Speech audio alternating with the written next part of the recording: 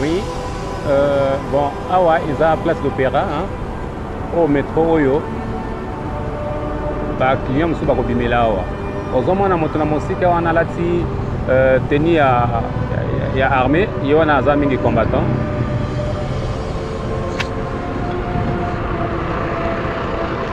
Voilà. Maintenant, c'est que Balabala Olympia, avec Madeleine et Angoy, pour bateau traverser. Olympia. Comment policier asa ko sala musala na ye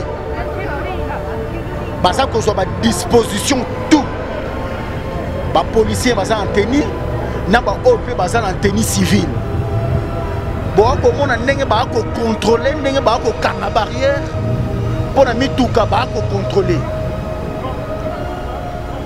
papa maman ndeko résistant ndeko combattant tozala baebwele te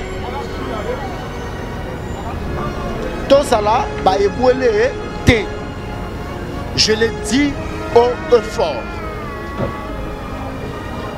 Juvénal Kibala, je reconnais honnêtement votre inquiétude pour les Congo que nous partageons tous ensemble et j'ai beaucoup de respect à vos endroits.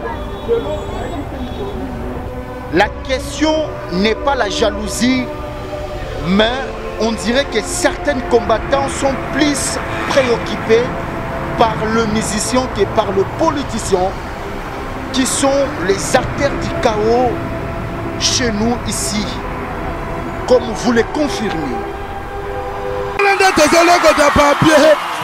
Pourquoi je dis ça? La mignonne, la mignonne, Tracy Mbelenga bro, Tracy Mbelenga bro, Gata.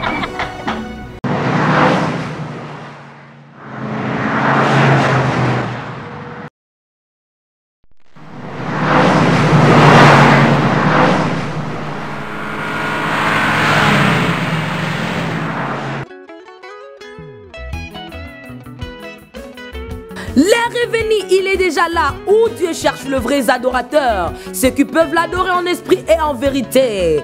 Maman, bien-aimé dans les seigneurs, Nakoti Kayote Eye, l'album Nakoti Kayote de notre frère Amissine Ibrahim Delphin et son groupe Lumière des Nations. Mama Toti Kalakaka Boye Potobine la Nzambe Nanzembo Kitoko Lokola Nakoti Kayote Kokangamana Nzambe Izali Kabwangolu avec les chansons Kelema Atelemi Lisusu Pona Komundela Bayo Yaye. Encore Fongola Yabomoy, Fongola Yabomoy, la clé Likambo ya Fongola Ngolu. Tout est grâce, la chanson toute autorité, mama et si lina nute, tolo belango na ndenge mususu, tope na langue mususu, nyosha. Toba kisa, loyembo lokola 365 fois. Et enfin, glory be to our God. Ma wanande banzembo et pesa melibiso pototi kala kaka awa. Oh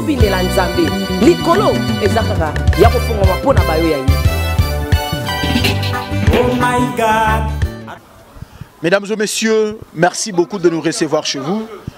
Vous êtes très nombreux, vous qui avez choisi Elengia Congo avec Tracy Mbelenga Pro qui est comme le cerveau moteur et tonton de la presse, Juvénal Kibala, acteur principal. Garçon très bizarre aux événements brisques et dangereux et suspects. Bon week-end à vous tous, à Kinshasa, à Brazzaville, à Paris, à Londres, en Abidjan, quelque part, vous qui avez choisi la bonne musique, musique intelligente.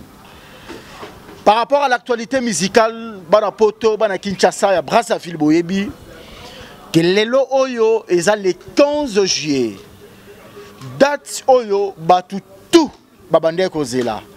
Date Oyo batu basali en fait date moro batu balalite. Date moro batu basali insomnie. date moko batu babundi, date moko ekaboli ba famille, et puis date moko o esangisi quelque part batu mususu. L'héritier de la musique africaine, qui est l'étoile brillante de l'Afrique centrale, qui est le musée de la musique congolaise, la Pulga, le magma, Totorino Cosa Nostra Motona Tembe, Monsieur Macron, monsieur le chanteur, qui va prester ce soir à l'Olympia de Paris. Alors, nazo belle la bandeko otu bazola na biso. Ke ba musicien oyo ngana yebi. Mingi bazo soutenir héritier Watanabe. Climat oyo ezana mboka na biso toyebi. Bandeko oyo bazana Europe, bandeko oyo bazana Amérique, bandeko oyo bazana Océanie. Je vous en supplie, au nom de Dieu, au nom du Seigneur, tokende kosepela na oyo biso aza yaya, oyo aza leki, oyo aza camarade, oyo aza mwana na biso lelo na Olympia de Paris. Bandeko na biso ba combattants qui sont les résistants. Mutu na mutu azaka na opinion na ye. Bozo mona maro senga Tracy Mbelenga Pro a illustré ba image. Merci beaucoup Tracy. Bozo mona liboso lelo sikoyo sikoyo libanda ya Olympia. Comment policier azako sala musala na ye bazako zo ba disposition tout ba policier baza en tenue na ba OP baza en tenue civile bo ako mona ndenge ba ko contrôler ndenge ba ko kanga barrière pona mituka ba ko contrôler papa maman ndeko résistant, ndeko combattant. Tous à la baebouele te. Tous à la baebouele te. Je le dis haut et fort. Juvenal Kibala, je reconnais honnêtement votre inquiétude pour les Congo que nous partageons tous ensemble. Et j'ai beaucoup de respect à vos endroits. La question n'est pas la jalousie, mais on dirait que certains combattants sont plus préoccupés par le musicien que par le politicien, qui sont les acteurs du chaos chez nous ici, comme vous le confirmez. Pourquoi je dis ça? Bandeko oya biso bazana lit oya bango oyo bango balitaka des années et des années. Mais ngana bino toyebi qui sont les acteurs. Bato bazana origine ya kao ya mboka na biso. On vous aime. To sepelaka na obino bosalaka. Mais quelque part il faut péboyer la cible na bino. Et ça va politicien ou bien ba musicien congolais. En titre illustratif, prenons le cas de monsieur le président Corneille Nangaa, qui est le président de la CENI, et le vice-premier ministre des Affaires étrangères, monsieur Che Okitundu, Oyo Nganabino. Toyebi ke ba utaki bientôt là ya bakala mingi te kozala na Paris oyo le président de la CENI Corneille Nangaa alekaki pe na France 24 pour kopesa éclaircissement na batu nyonso ke ba élection ekozala année oyo te. Totikali komona combattant moko te.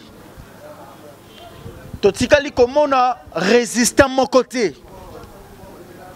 Oyo peut-être akoki ko chama kelele pona ko loba que nous luttons pour les antivaleurs. Totikali ko mon ata mon côté, je le dis haut et fort.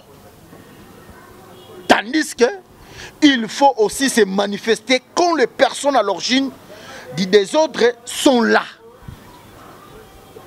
Weranson, Fali, Kofi, Héritier Watanabe ne sont pas les occupants de notre pays. Je l'ai dit et je le répète que les artistes que je viens de citer ici ne sont pas les acteurs ou bien bateau bazan origine ya kao ya mboka na biso. Ba politiciens on a outi ko tangela bino ba outi ko zala. Mais to tikali koyoka makelele mon côté oyo lelo oyo il faut batu ba se faire voir na concert ya héritier oyo lelo na 19h. On n'est pas ici pour insulter, mais c'est juste kaka tozo faire comprendre na bandeko oyo par erreur oya kolinga ko la bêtise pour se faire voir aux gens que yonde vous allez pleurer comme jamais plus vous ne pouvez le faire. Batoto bazolanda biso papa maman mobali na yo tango akobima lelo na pokwa tuna ye papa oke wapi soka lobi ke na ke musala oyo azoloba na yo pona koya kocha désordre na concert ya héritier ou bien maman oyo akoya pona koya kocha désordre na concert ya héritier yebisa ye talabana talasima zonga moto okolakisanga te ke yonde moto lingi Congo makasi koleka nga ou bien koleka X ou bien koleka Y. Depuis que vous avez interdit le concert en Europe, la vie sociale des Congolais s'est améliorée. S'il faut peut-être se poser ce genre de questions. Depuis que vous avez interdit le concert en Europe, est-ce que la vie sociale des Congolais s'est améliorée? Pourtant, on a la lutte. Il faut le mais franchement, Juvenal, mais pourquoi ça le bongo? Vous ne pensez pas que lutte na biso oyo depuis que tu bandi yango ceux qui 10 ans, ceux qui 15 ans yango yo. Beaucoup pesa bato te merci te pour un changement auto sali. Vie sociale na biso, on l'accepte, on l'assume.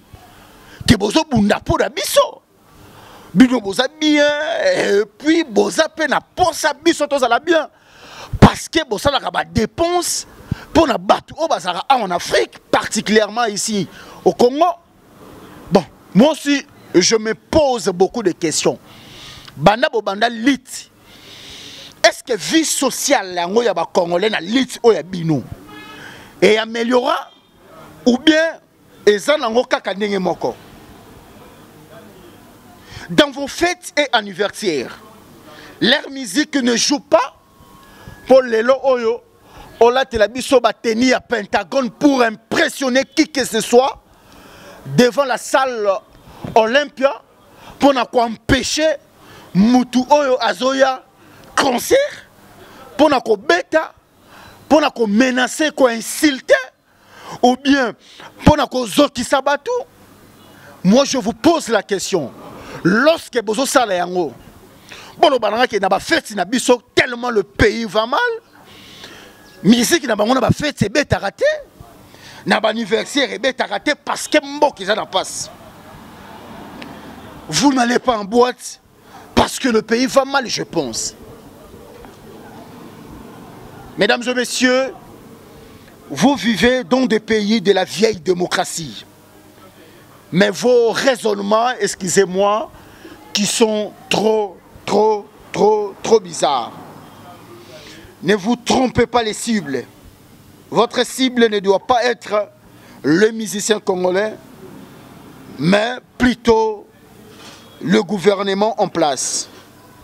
Donc, je vous en supplie de réorienter votre combat, car cela risque de croire que le combattant ne raisonne pas bien. C'est ça. Ou bien les combattants ne réfléchissent pas bien. Et en plus, les Arabes, ceux qui peut-être bazobundela mboka na bango, babunda ngo libanda te babunda ngo nakati ya mboka bazobunda. Et un Arabe, lorsqu'il a liti moko boye pona mboka na ye, alobi ke ngani na sabo nazobunda pona mboka na nga.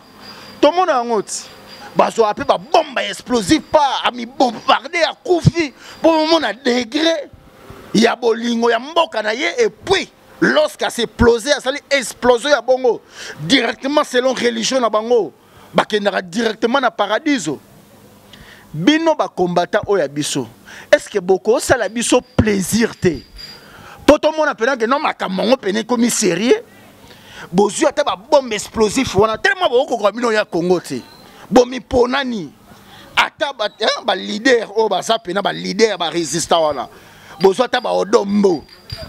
Otali pena famille na yo na mwasi na yo na bana yo, on dimisi ko se sacrifier. O sali ba tout plaisir. Na ebité ba roselo monument. O mi bomi pena o mi bomi. O tche pena ba ni explosion wana pena. Boza ebele. Ata moi 4 bosali biso ka jeu wana ya plaisir. Bomi pena bo tche ba bombe en explosion que na kufi na mi sacrifier pour na mboka nanga.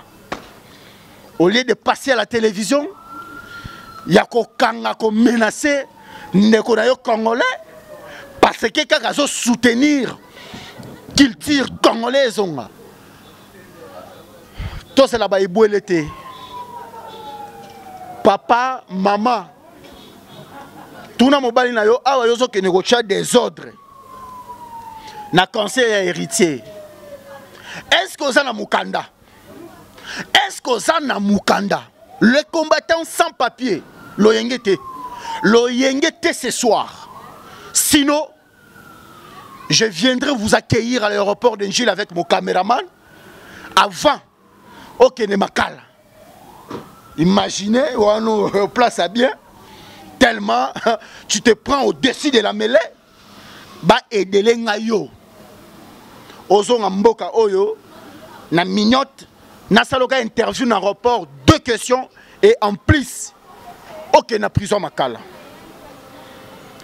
Soyons grands, soyons responsables.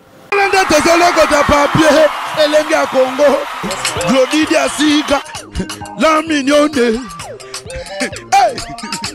la mignonne, très simbelenga bro, très simbelenga bro, kata.